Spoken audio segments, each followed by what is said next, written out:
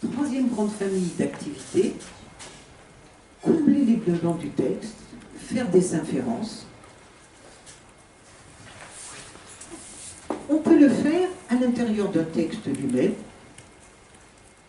bien sûr, et on peut le faire en choisissant des extraits plus courts pour travailler plus spécifiquement là-dessus. Mais vous voyez que le gros problème des inférences, vous les faites systématiquement quand vous êtes en train de lire. Et faites un jour l'exercice, cherchez les inférences qu'il y a à faire dans un texte. Eh bien, vous savez voir à quel point c'est difficile. On les fait tellement facilement, sauf de gros implicites, des blancs complets, on les fait tellement facilement qu'on ne voit même pas les inférences qui sont à faire. Or, vous vous souvenez le texte que je vous ai fait lire, le rappel de récits d'élèves, eux ne les font pas, c'est-à-dire qu'ils ne font pas tous ces liens qui pour nous paraissent normaux, qui paraissent tout à fait qui pour nous sont spontanés et automatisés. Je vous ai mis cette citation d'Umberto Eco, tout le monde la met, mais je la trouve quand même vraiment d'actualité à chaque fois.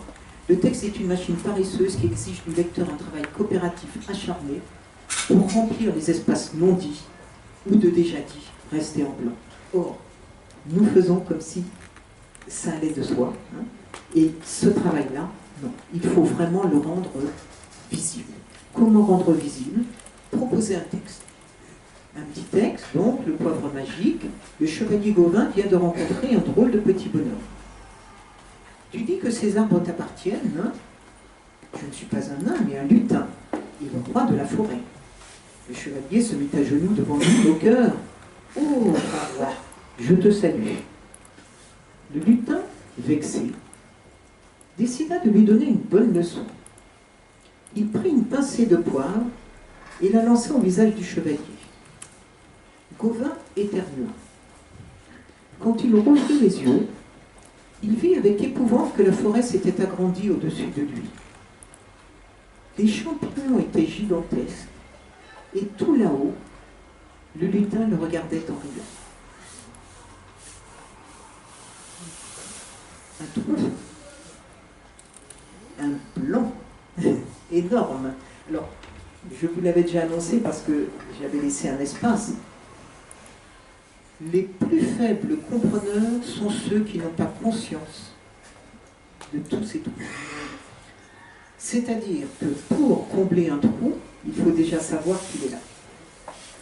Si on ne signale pas cela, soit par une question inférentielle qui nécessite de combler, soit en rendant visible matériellement ce blanc, eh bien, on ne pourra pas accompagner nos élèves. C'est-à-dire qu'on attendra toujours d'eux quelque chose qu'on ne leur enseignera pas à faire.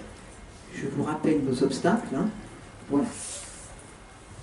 Qu'est-ce que l'on va faire? Eh bien, on va réfléchir ensemble. Pour les plus grands, on va rédiger la réponse. Pour les plus petits, on va la penser ensemble. On peut l'écrire pour eux. Voilà. On va écrire l'épisode qui manque. C'est du brigodio, absolument. Et c'est du brigodio revendiqué parce que vraiment, c'est l'une des premières personnes qui a vraiment pensé l'enseignement de la compréhension. Ça marche particulièrement bien pour les récits de ruse. Le petit chacal et le crocodile. Le petit chacal aimait beaucoup les coquillages. Il avait l'habitude de descendre chaque jour au bord de la rivière pour y chercher des moules et des crabes. Un jour, comme il avait très faim, il mit sa patte dans l'eau sans regarder. Snap! Le vieux crocodile saisit la patte dans sa gueule. « Oh oh !» dit le chacal, « est-ce que monsieur crocodile est aveugle? Il a attrapé une vieille racine et il croit que c'est ma patte. J'espère qu'il la trouvera tendre. » Le vieux crocodile était couché dans la boue, il pensa « Tiens, je me suis trompé. » Il desserra les mâchoires et le petit chacal se sauva en criant « Oh, monsieur crocodile, c'est bien aimable à vous de me laisser partir. » Le crocodile frappa de la queue avec colère, mais le petit chacal était déjà là. Comme dans tous les récits de ruse, un trou. Quelle est l'intention du personnage? Quel est son mensonge? Ce qui n'est quasiment jamais dit de manière explicite. Et vraiment, ça fonctionne tout le temps. Il faut, pour vous ça vous paraît évident, pour nous enseignants ça nous paraît évident, pour les élèves ça ne l'est pas. Et vous savez bien que quand on les questionne là-dessus, ils ne font pas les liens, c'est-à-dire qu'ils n'ont pas comblé ce blanc du texte. rendez visibles les blancs, ne vous contentez pas de les combler avec eux, mais qu'ils prennent conscience qu'il y a des endroits où le texte ne nous dit pas tout. Ça marche avec plein de choses. Voilà. Les bandes dessinées, hein, j'aime beaucoup Bouli Bill, personnellement. Naturellement, la dernière vignette est une chute. On est dans la voiture, coucou qui est là. Avant-dernière vignette, l'accident. Que s'est-il passé entre les deux? Ce n'est pas dit. Le lecteur a reconstruit, naturellement, mais le lecteur qui n'a pas les outils pour le faire et qui n'a pas pris conscience qu'il manquait quelque chose, lui ne l'a pas fait. Hein. Donc ça marche absolument avec tout. Un autre exercice très très intéressant pour justement combler les blancs et les inférences. Une idée prise dans lecteur-lectrice, hein, les nouvelles en 3 lignes de Félix Fénéon, je vous le recommande, vraiment, c'est vraiment un tout petit ensemble de nouvelles qu'il faisait paraître dans le journal, le matin, au début du XXe siècle, et c'est vraiment intéressant. Apprendre à déployer un texte, n'importe quel petit texte, et on apprend à le déployer. Que s'est-il réellement passé? Quelles sont toutes les informations qui manquent autour de ce texte? Place Sainte-Anne-Finistère, 2 baigneurs se noyaient, un baigneur s'élança, de sorte que monsieur Étienne dut sauver 3 personnes. Voilà. Vous voyez bien tout le travail de lecture que nous faisons. Hein.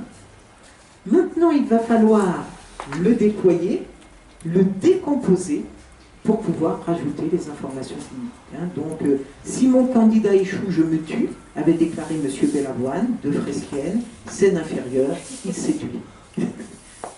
C'est vraiment le côté lapidaire qui est extrêmement intéressant et donc qui nécessite à chaque fois cette reconstruction. À propos des blancs du texte, des personnages, beaucoup de blancs. Et vous savez qu'il est vraiment indispensable de guider l'attention des élèves sur ce qui arrive aux personnages, ce qu'ils font, ce qu'ils pensent. On ne sait jamais, dans une lecture, ce que pensent les personnages. Ce n'est pas dit, ou très rarement. C'est le lecteur qui doit le fabriquer. Ce qu'ils veulent, pourquoi agissent-ils de la sorte? Quels sont leurs sentiments, leurs émotions? Pierre s'effondra en pleurant sur son lit. Quelles sont ses émotions? Ce n'est pas dit. Quelles sont les connaissances, les raisonnements de ces personnages? Et bien sûr, on met en relation les intentions, les buts, les actions et les termes qui les décident. Alors, juste pour se détendre un tout petit peu, un exemple que j'aime beaucoup, que j'ai emprunté à Sylvie Sèvres. Pourquoi le chat porte-t-il le lapin au roi plutôt qu'à son maître? Vous savez que c'est une très très belle question, ça. Vraiment, alors, félicitations de l'avoir trouvé. Dans le chapeauté, c'est vraiment la question qui n'est absolument jamais posée. Hein. Et l'an dernier, donc, une collègue a fait tout un travail avec sa classe là-dessus, et c'était extrêmement intéressant. Alors, voici les réponses d'élèves au cours préparatoire. Donc, à ton avis, pourquoi le chat apporte-t-il le lapin au roi plutôt qu'à son maître? Vous vous souvenez, hein, le lapin, le chat apporte plein de cadeaux.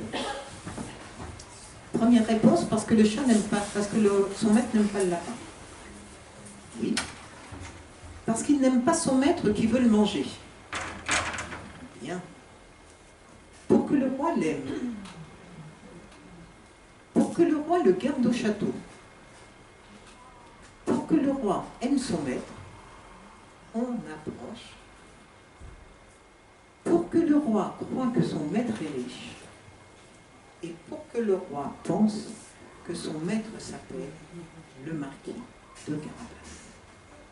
Dites-moi. J'aime bien cet exemple parce qu'il nous nécessite de réfléchir un petit peu. On lit les contes comme s'ils allaient de soi, les contes traditionnels, alors que ce sont des contes de ruse, ce sont des contes de duplicité. Un travail que j'avais proposé par exemple avec La Barbe Bleue de Charles Perrault. Barbe Bleue part, laisse sa jeune épouse, il lui remet le trousseau de toutes les clés, et il lui dit, voilà, lui dit-il, les clés des 2 grands garde-meubles. Pour cette petite clé-ci, c'est la clé du cabinet au bout de la grande galerie de l'appartement bas. Ouvrez tout, allez partout, mais pour ce petit cabinet, je vous défends d'y entrer. Et je vous le défends de telle sorte que s'il vous arrive de l'ouvrir, il n'y a rien que vous ne devriez attendre de ma colère. Et promis d'observer exactement. Dites-moi, si vous ne voulez pas que quelqu'un aille quelque part, est-ce que vous lui donnez les clés? Non. La vraie question est là. Pourquoi Barbe Bleue donne-t-il la clé des fonds? Alors qu'on lit Barbe Bleue comme si c'était une évidence que, ben voilà, il lui dit de ne pas, il lui donne la clé, il lui dit de ne pas y aller. Mais non, il y a un véritable enjeu là-dessus. Et nous avons eu des débats interprétatifs intéressants avec des élèves plus grands. Barbe Bleue, que veut-il? Que ressent-il? Que sait-il? Et c'est là où ça devient intéressant parce qu'il sait qu'il a déjà tué un certain nombre de femmes dans des conditions similaires. Que croit-il? C'est la grosse question. La jeune épousée, que veut-elle? Que ressent-elle? Que sait-elle? Que croit-elle? Et la grosse question, c'est celle de la duplicité, naturellement, de ce personnage de Barbe Bleue. Vous voyez qu'on entre dans des dispositifs de lecture. Vous le poussez, tout à l'heure je vous disais, s'interroger sur les enjeux des textes. Oui, commençons par bien lire les textes, commençons par bien nous demander, mais ce texte, que met-il en œuvre? Quel est son but? Que veut-il dire à ses lecteurs? Ça marche extrêmement bien. Les Russes d'Ulysse, par exemple, c'est génial, parce que là, vous vous rendez compte à quel point Ulysse savait déjà tout ce qui allait arriver, et à quel point Ulysse sacrifie ses compagnons de manière quasiment consciente, hein, en proposant un certain nombre de choses. Mais ça marche aussi avec un très très bel exemple, Gruffalo, hein, qui est lu dans toutes les écoles, que j'aime beaucoup. Là, nous avons vraiment le discours des personnages qui est exactement l'inverse de ce qu'ils pensent. Hein. Et ça fonctionne très très bien, bien sûr.